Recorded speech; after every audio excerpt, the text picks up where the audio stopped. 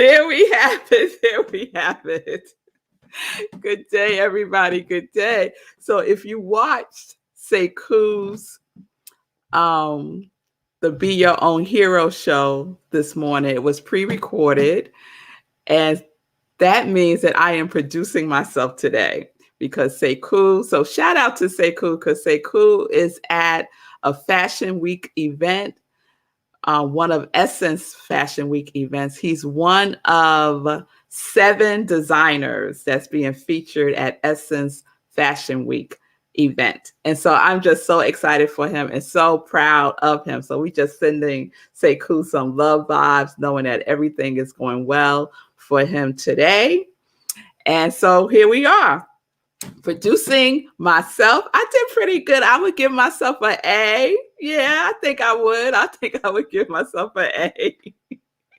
Yes. So morning sip, everybody. Good day, Albert. Good day, Tim. Good day, Diego. It's good to see you all. Thank you for joining me today. As folks join in, we are in our oh, look at you, Pastor Al. Not bad. Not bad. Can I get a good? Oh, Diego. Yes. Let me see. Yep.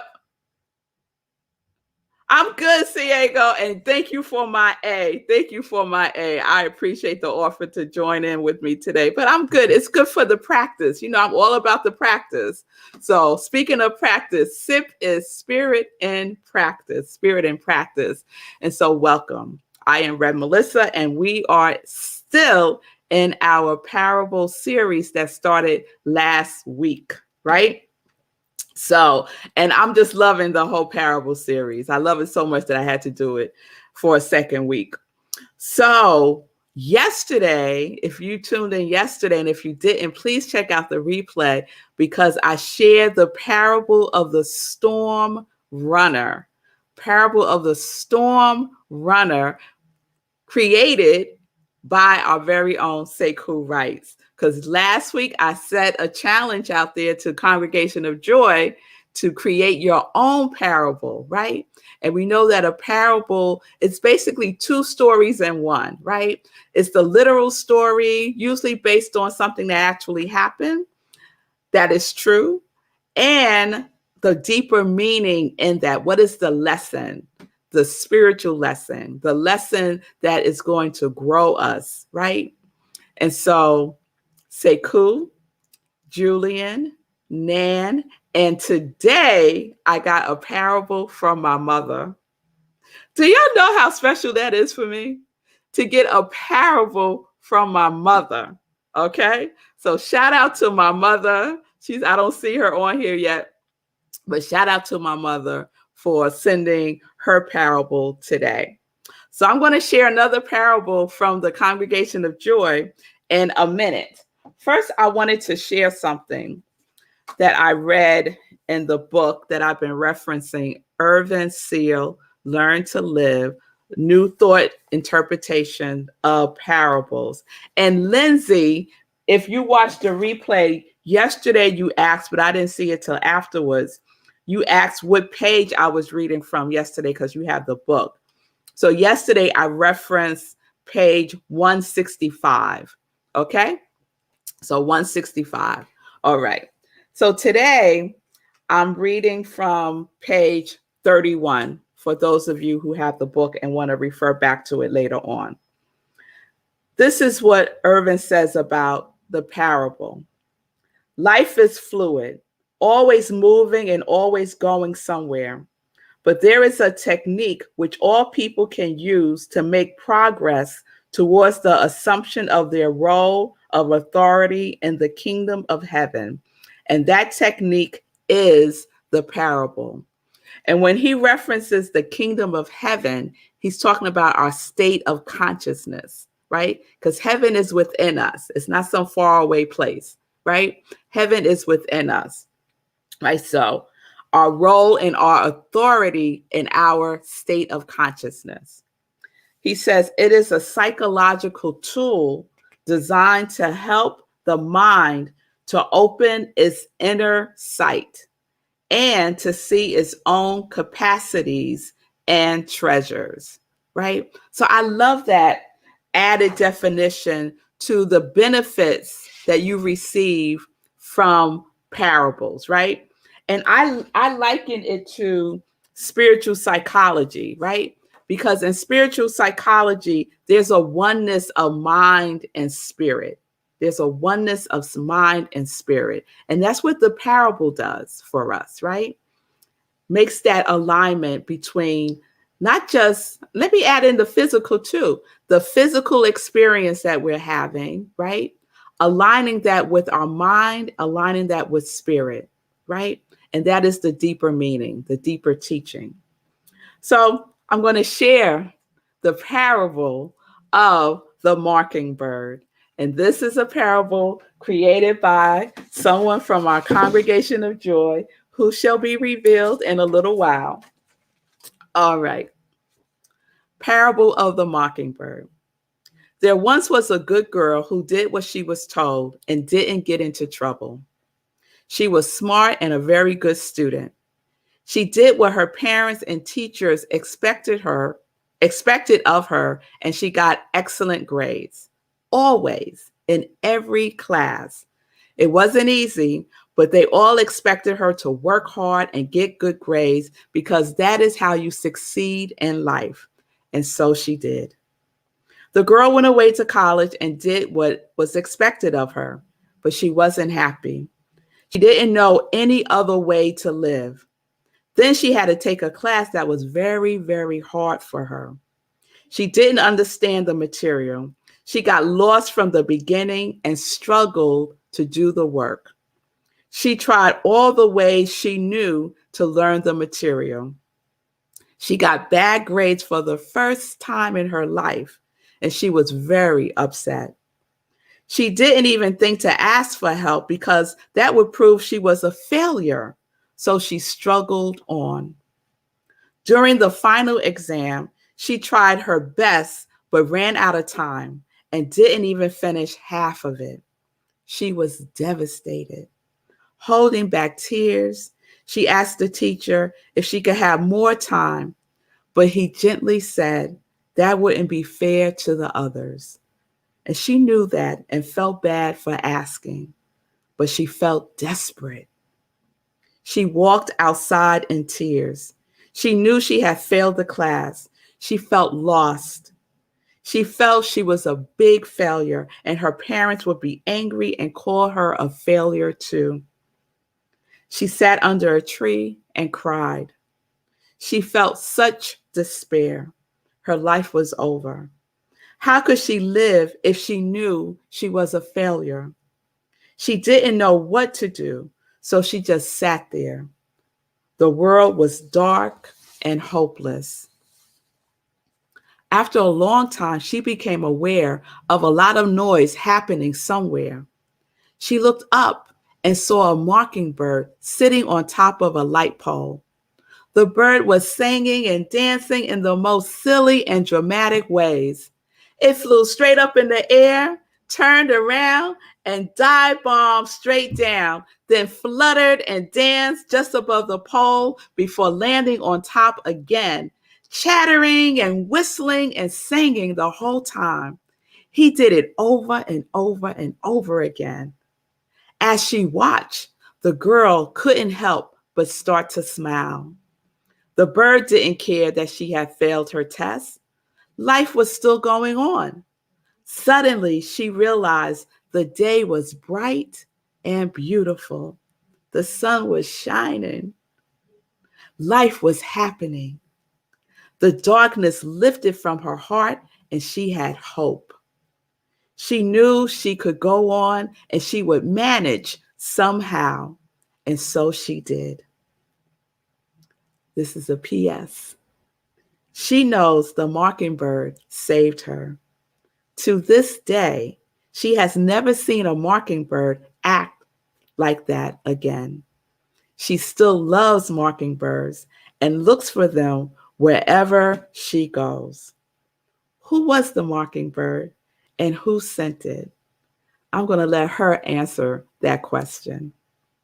So, without further ado, You know, I got to do a drum roll for this. So let me get to the drum roll. And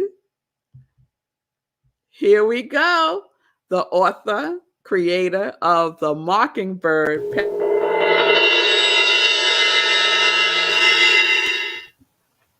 It's our very own Nan.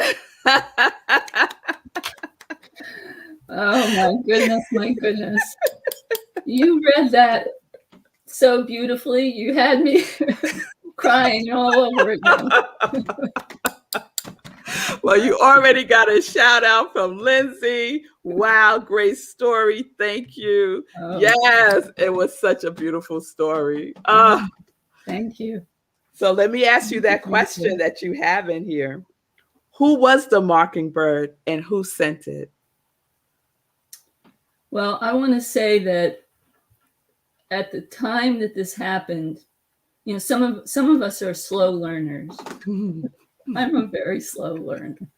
So I didn't get any of the lessons. What I got at the time was that feeling of hope. And I, you know, the sun came out. I just realized it was out the whole time. So I don't even remember. I don't have a memory of what I did after that and all of that. But I got through school somehow, you know. Yes. But I didn't learn these lessons until really very recently. So now I do know. I mean, I always knew somehow the mockingbird saved me. Now I really think that it was an angel, and it came in that form because I love animals and nature. And so of all of the ways that God could have sent an angel, a noisy mockingbird was what could get through to me in the state that I was in that day. So I'm sure that that's what it was. Yes, I'm sure it was too. We all have spiritual animals, right? Who are like angels to us. And they appear exactly when we need them. Yeah. Because they're always with us. They're always with us. Even though you might not physically see the mockingbird is still with you. Right. Right. Yeah. It definitely is a symbol of all of that for me. Yes, yes. So what was the lesson for you in this? Well, the obvious lesson was, even in the darkest times, just look up and around, because there'll be something that will help you. Yeah. And, you know, for me, I really spent, again, I'm 65 now. I mean, I spent at least 50 years being a depressed person and really struggling with these things many times. That wasn't the first time. So I didn't really learn these lessons until really only a few years ago. And everybody's depression is different, and there are different causes of it and different cures for it. So I'm not telling anybody, oh, just find God and you'll be cured, you know. Right, right. It's not that simple.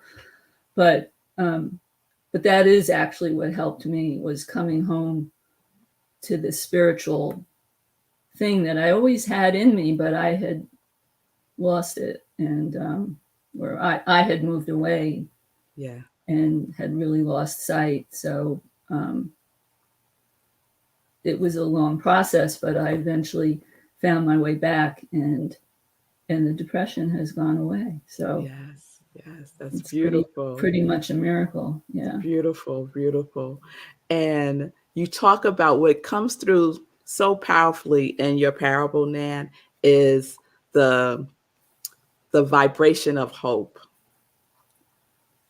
Yeah, I can say that, you know, and again, in hindsight, because I didn't know this at the time, but all of the times that I came to a horrible, dark place like that, there was always something in me that had a little tiny bit of hope. And that's what got me through. So that's why I'm still here. Yes, yes. That's I why. love Ernest Holmes says that hope is good. Hope is good, right? It's better than despair, Oh, yeah. right? It's better than despair. So sometimes because sometimes, in New Thought movements, especially, you hear, don't hope, no, don't hope, no. And I don't subscribe to that at all, because hope is that opening. Yes. Sometimes all we need is a little opening, right? To Yeah. see the light, right? Yeah. Even if it looks like a little speck, is something for us to hold on to. Yeah. Yeah. Definitely. Because sometimes you just, I mean, I didn't know. Mm-hmm. I didn't know. And, and I heard a lot of stuff over the years, and I would say, yeah, that's BS, Mm-hmm. just couldn't get through to me that way. But yeah, they say, in faith, I didn't even really have faith because I just couldn't really have faith in anything. I didn't know what to have faith in. There was nothing to have faith Yes. in, right? Yes. In my experience. Yes. But God gave me hope, and I didn't know that was God, but I did have hope, and now I know that was God helping me along. Yes. It had to be. That's it. So In such a fabulous and entertaining way, right? A mockingbird dancing and singing and carrying on. I couldn't believe it. And, I have researched mockingbirds over the years, and I suspect that it might have been like his mating thing, that, ritual that, birds have all their different ways. Yeah. But I've never seen it again, and I always look for them. We don't have a lot of mockingbirds where I live, but wherever I go, I'm like, is there one that's going to do this? And it's true. They have a million sounds because they are mockingbirds. They imitate all kinds of sounds, and it was just an incredible concert that I heard that day. A whole performance. A whole performance, playing all the parts. Yeah. Just Cute. beautiful. I love what Lindsay put in the chat. She said, hope is the seed of knowing. Yes. Thank you for that, Jim. Yeah. Thank you. Oh, Nan, thank you so much for sharing your parable of the mockingbird. It's beautiful. It is such a parable of hope. Of hope. Yeah. Just look up. The all the symbolism in your parable, the looking up, the rise, raising your consciousness. And something else you're saying, Nan, that's really important is you didn't realize it at the time, right? Right. So there's a power in shifting our perspective, shifting how we see things. And sometimes we need time to do that. Right.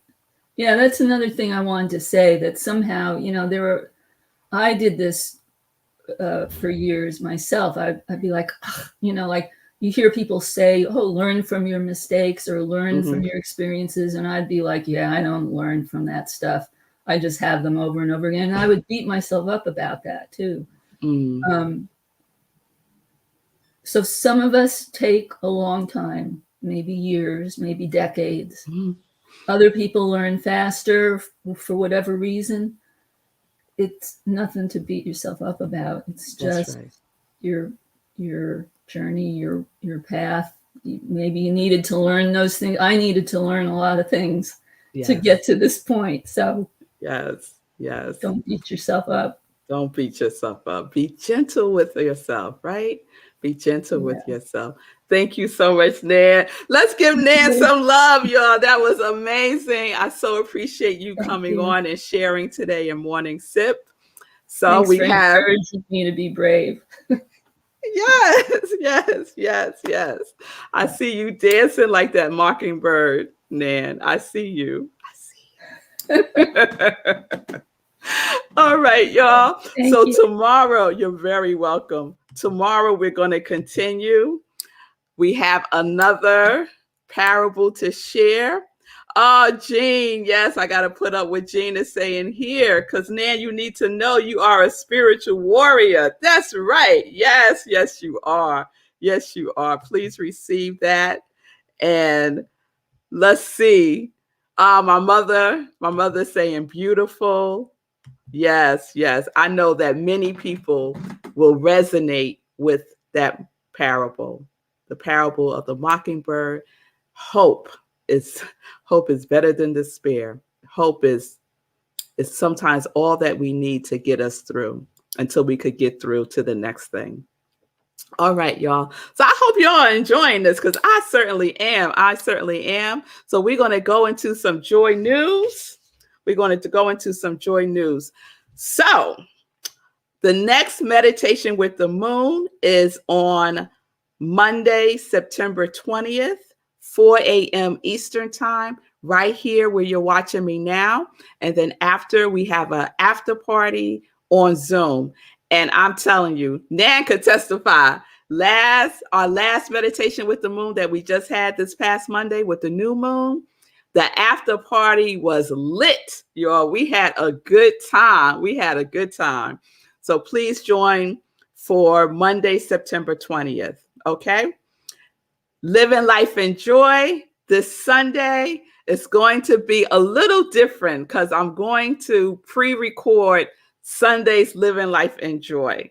So stay tuned for that. It's going to be on Sunday, 10:30 a.m. regular time, but it's going to be recorded. And the reason why, if you are in the New York tri-state area, we meaning Rockland CSL, where I am the spiritual director and senior minister, we are having our first in-person service since last year, since I guess March of last year. So we're dipping our toe in the pond to see, and it's going to be wonderful. I keep imagining seeing everybody, and it's going to be wonderful. So we're following all the protocols, and we'll be safe. We'll have social distancing. We're going to do something fun and have different color beads for people to indicate, their level of comfort. So, for example, I got these, the beads they have in New Orleans for Mardi Gras. So I got those beads, red, yellow, and green. And so if you have on a red bead necklace, that means, okay, stop. No hugging me.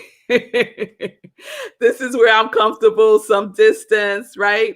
And then yellow might be just some caution, like I have on a mask, that type of thing. And green is like I'm all in, right? So wherever people are, because people have different levels of comfort, and we want everyone to feel comfortable and respected in the space. So that's how we are going to be moving on Sunday. So please join me. There's information on my page, on my I Am Red Melissa page, and there's also information on Rockland CSL's page on Facebook. If you can't join us in person, that's fine too. We will still be doing virtual on Facebook and on Zoom. So you can check out www.rocklandcsl.org for all the information for the Zoom link on Sunday and all that good stuff. Okay? All right. All right, y'all. I think that's all I want to share today. Again, shout out to Sekou, shout out to Nan for their wonderful parables, and stay tuned tomorrow for another parable from the Congregation of Joy. All right, y'all. Peace and blessings, peace and justice. We're living life in joy, connected to our yes. And so I have to do this. I have to end the show, y'all. Okay, here we go. I'll see you tomorrow.